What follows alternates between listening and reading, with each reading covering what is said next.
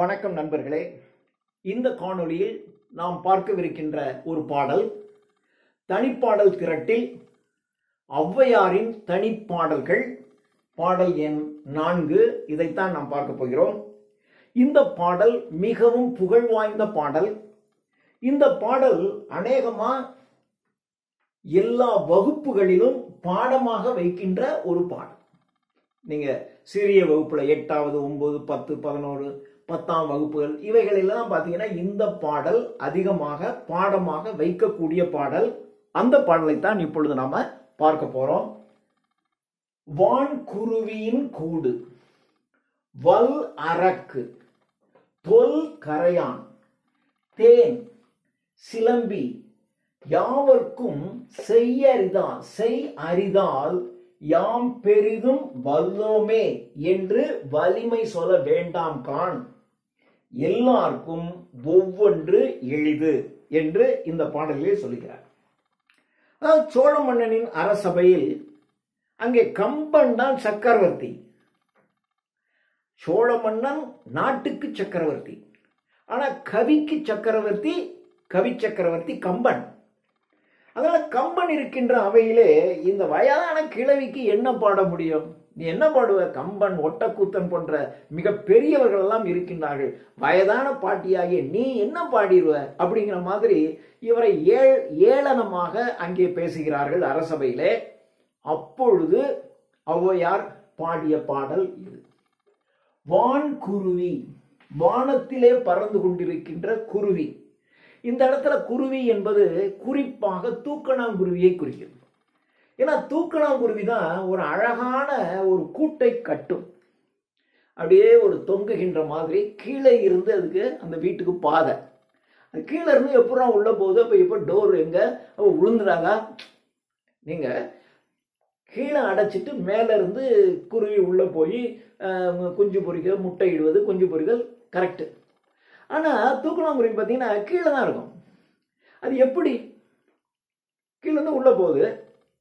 அப்போ உள்ளே போய் அங்கே தன்னுடைய பெட்டையுடன் உடல் கொண்டு உறவு கொண்டு முட்டைகள் இடுகிறது, குஞ்சு பொறிக்குது, எல்லாம் பாதுகாப்பு இருக்கு. ஆனால் கீழே இருந்து எப்படி இது எப்படி இந்த கட்டுகின்ற ஒரு தன்மை, சிறந்த தன்மை அதுக்கு இருக்கு? வான் குருவி, தூக்கணாங்குருவியின் கூடு. இந்த தூக்கணாங்குருவியின் கூடு இருக்கே, அந்த கூடு அது மட்டும்தான் கட்ட முடியும், எல்லாராலையும் கட்ட முடியாது.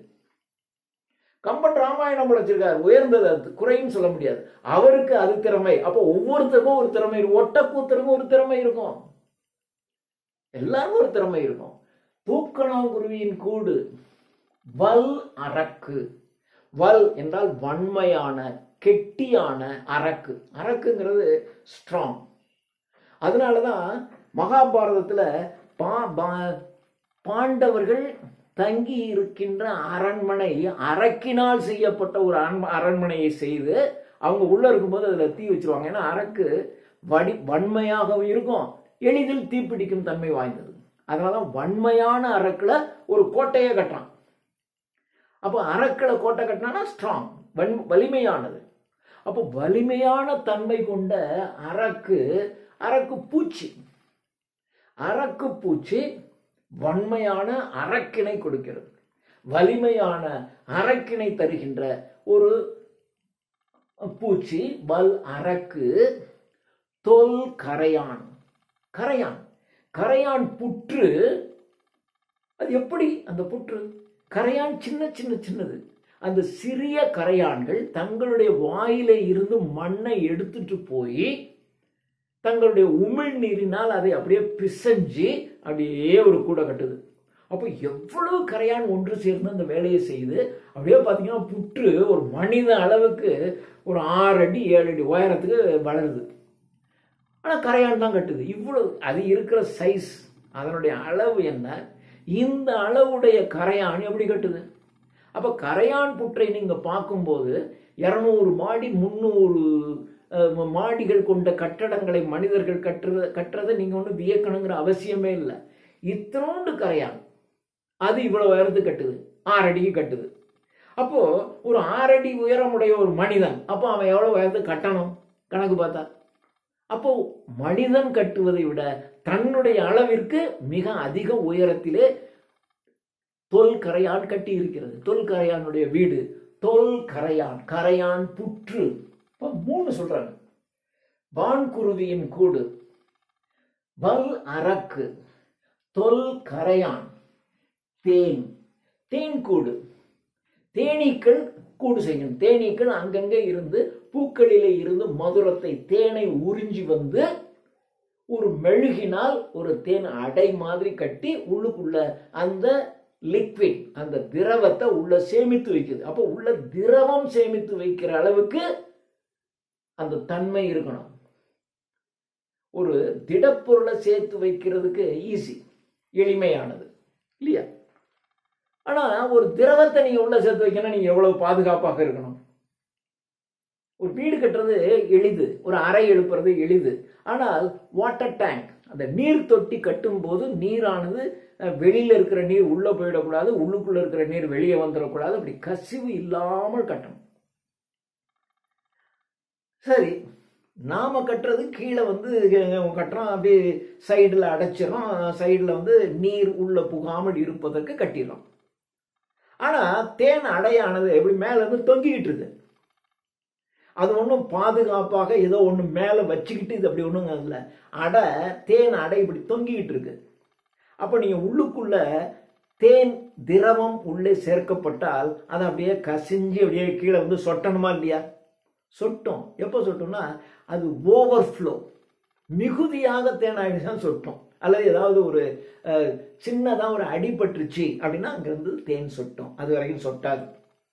அப்போ ஒரு திரவம் கீழே சிந்தாமல் கட்டுகின்ற திறமை வாய்ந்தது தேன். தேன்கூடு, தேனீக்கள் கட்டுகின்ற தேன்கூடு. சிலம்பி என்றால் சிலந்தி பூச்சி. சிலந்தி பூச்சி தான் இருப்பதற்கு கட்டுகின்ற ஒரு வலை. எப்படி ஒரு அருமையான வலையை அது கட்டுது. ஸோ தன்னுடைய நாவில இருக்கக்கூடிய எச்சிலிருந்து அது ஒரு வலை மாதிரி, ஒரு நூல் மாதிரி வச்சு அந்த நூலை அப்படியே சேர்த்து ஒரு வலை போல் பின்னுதே அது. அப்ப இந்த 5 சொல்றார். உதாரணம்: வான்குருவியின் கூடு, வல் அரக்கு, தொல் கரையான், தேன், சிலம்பி, யாவர்க்கும் செய்ய அரிதால்.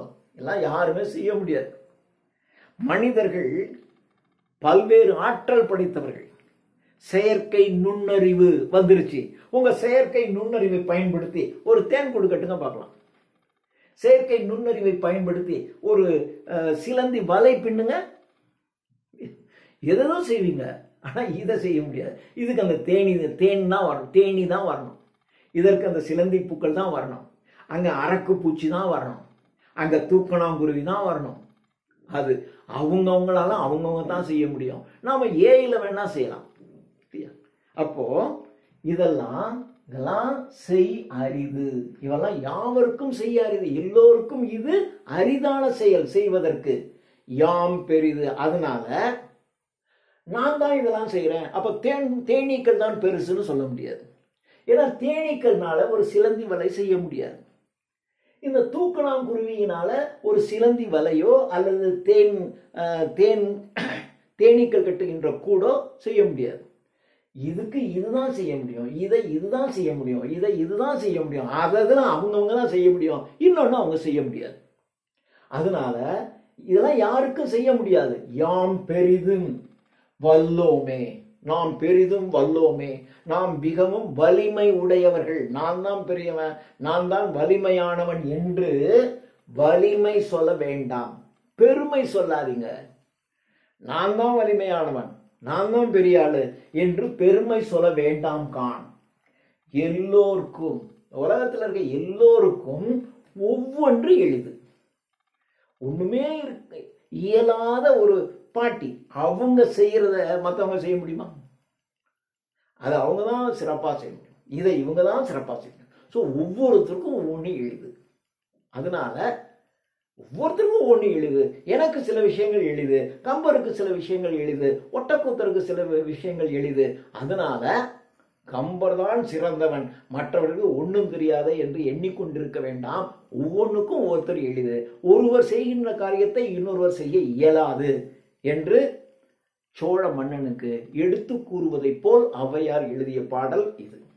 வான்குருவியின் கூடு வல் அரக்கு தொல் கரையான் தேன் சிலம்பி யாவருக்கும் செய்ய அரிது, யாம் பெரிதும் வல்லோமே என்று வலிமை சொல்ல வேண்டாம் கான் என்று பெருமையாக நீங்கள் சொல்லிக்கொள்ள வேண்டாம். எல்லோருக்கும் ஒவ்வொன்று எளிது. ஒவ்வொருத்தருக்கும் ஏதோ ஒன்று அவங்களுக்கு எளிதாக இருக்கும், மற்றவைகள் கஷ்டமாக இருக்கும். அதனால் ஒவ்வொருத்தரும் அவரவர்களுடைய துறையில் அவர்கள் சிறந்தவர்களாக இருப்பார்கள். நாம் நம்முடைய துறையிலே சிறந்தவர்களாக இருக்கிறோம் என்கின்ற காரணத்தினால் மற்றவர்களுக்கு எதுவும் செய்ய இயலாது என்று சொல்ல வேண்டாம் என்று ஔவையார் பாடிய பாடல். நன்றி.